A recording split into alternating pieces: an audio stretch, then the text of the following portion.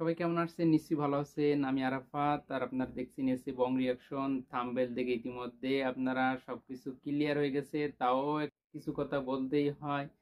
ঈদের কাঙ্ক্ষিত কয়েকটি ছবির মধ্যে কিন্তু আফরান নিশোর দাগি সিনেমাটি কিন্তু অন্যতম একটি, যে সিনেমাটি নিয়ে কিন্তু অনেক আশা আছে আফরান নিশো ভক্তদের, কারণ এটি দীর্ঘ বিরতির পর আফরান নিশোর দ্বিতীয় সিনেমা।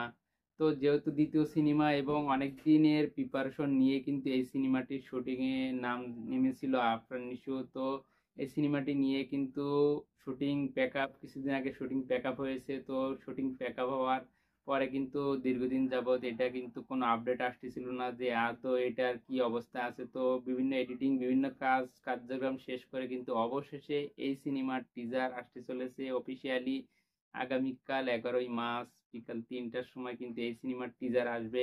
আর সেটা নিয়ে কিন্তু রীতিমতো উচ্ছ্বসিত আফরান নিশো ভক্তরা।